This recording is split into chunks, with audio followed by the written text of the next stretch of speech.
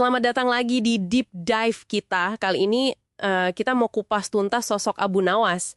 Anda mungkin kenalnya dari cerita-cerita lucu itu ya. Yang pinter, jenaka, tapi ternyata ada sisi lain loh. Sumber-sumber yang Anda bagikan ini nunjukin sosok yang jauh lebih liar dan kompleks. Iya, persis. Jadi ada dua wajah gitu ya. Di satu sisi kita punya data sejarah nih, namanya Al-Hasan Ibnu Hani Al-Hakami. Dia ini penyair terkenal banget di Istana Abbasiyah, abad ke-8. Puisinya itu, soal anggur, humriyat namanya. Terus ada juga soal hasrat ke sesama jenis, mudakarat. Ini kan beda banget ya sama Abu Nawas yang kita kenal di sini. Beda jauh ya. Di Nusantara kan dikenalnya sebagai tokoh bijak, sufi, soleh gitu. Betul, justru itu. Gimana ceritanya si penyair yang bisa dibilang kontroversial ini bertransformasi jadi ikon kesalehan di sini? Mari kita telusuri bareng-bareng. Oke, kita mulai dari sosok historisnya dulu ya.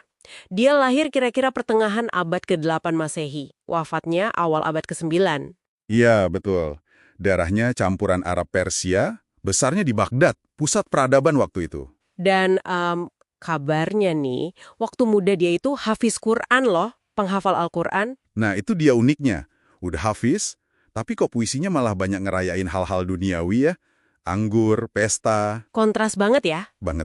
Apalagi kan puisinya itu terbuka banget bahas soal ketertarikan pada sesama jenis. Nah, sisi ini yang kayaknya hampir hilang sama sekali pas ceritanya masuk ke kita. Lewat Hikayat 1001 Malam gitu ya?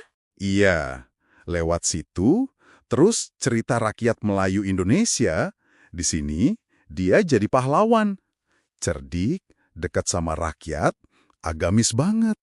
Sisi yang hedonis tadi itu kayak, disensor lah, dihilangkan. Padahal ya, kalau dilihat dari sejarah sastranya, puisi-puisinya itu dianggap revolusioner loh pada zamannya. Betul sekali.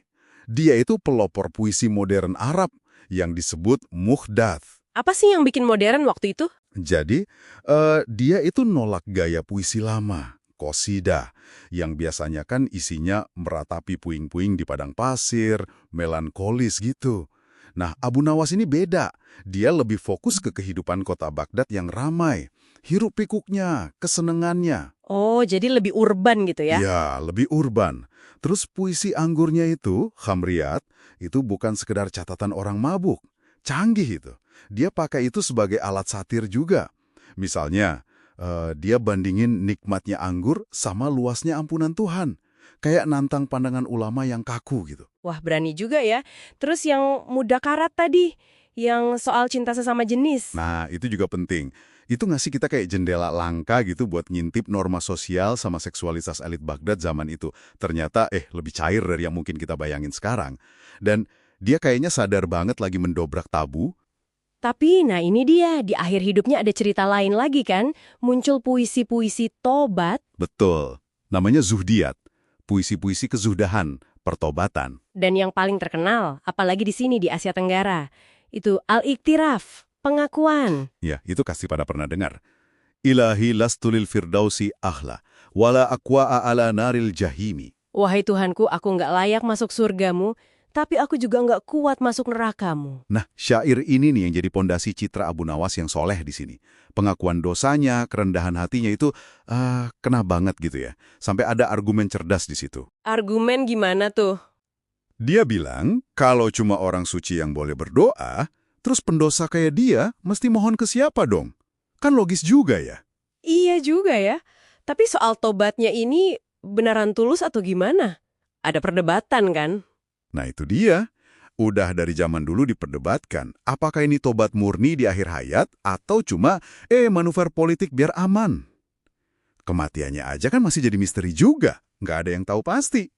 Oke, berarti gimana nih proses transformasinya? Dari penyair nakal jadi pahlawan rakyat yang bijak ini, kok bisa berubah sejauh itu? Prosesnya itu bertahap ya. Dimulai mungkin dari Hikayat 1001 Malam, di situ dia udah jadi tokoh cerdik, suka ngakalin Khalifah Harun al-Rashid kan ceritanya. Kecerdasannya diambil, tapi sisi kontroversialnya mulai dikurangi. Jadi disaring gitu ya? Iya, disaring. Nah, pas masuk ke Indonesia, prosesnya lebih dalam lagi. Nggak cuma diterjemahin, ceritanya diadaptasi, disesuaiin sama budaya lokal. Bahkan ada yang nyamain dia sama tokoh punakawan Jawa, kayak Petruk gitu. Oh, disamain sama Petruk. Kenapa tuh? Ya, mungkin karena sama-sama cerdas, dekat sama rakyat, tapi sederhana, gitu kan? Jadi lebih gampang diterima. Fokusnya jadi geser. Lebih ke kebijaksanaan, kritik sosial yang halus lewat humor, sama kesalehannya.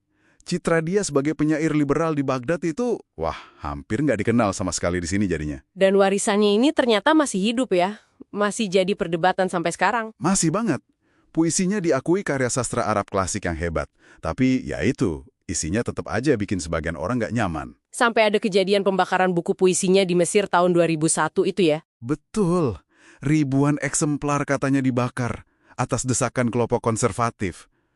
Itu kan nunjukin kalau Abu Nawas ini bukan cuma tokoh masa lalu. Dia itu kayak jadi, medan pertempuran budaya gitu loh. Maksudnya? Ya, perdebatan soal dia itu sebenarnya cerminan dari tarik-menarik yang lebih besar. Soal kebebasan berekspresi, soal tafsir moralitas, soal gimana kita memahami warisan Islam di zaman sekarang. Kompleks jadinya. Jadi kalau kita tarik kesimpulan nih, apa artinya semua ini buat kita, buat Anda yang dengerin? Abu Nawas ini contoh yang ekstrim mungkin ya. Gimana satu orang bisa punya warisan yang berlapis-lapis, bahkan saling bertentangan. Iya. Tergantung siapa yang cerita, di mana ceritanya beredar, dan untuk siapa cerita itu.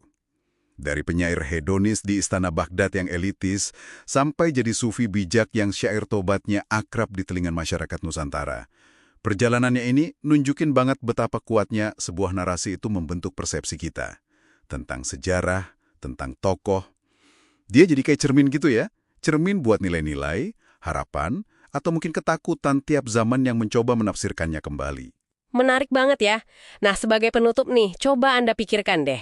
Ada nggak tokoh sejarah atau tokoh budaya lain yang Anda kenal yang citranya mungkin udah disederhanakan atau malah diubah drastis dari kenyataan historisnya? Sama seperti Abu Nawas ini. Karena cerita turun-temurun atau adaptasi budaya. Coba direnungkan. Oke, sampai di sini dulu deep dive kita kali ini. Sampai jumpa di pembahasan menarik berikutnya.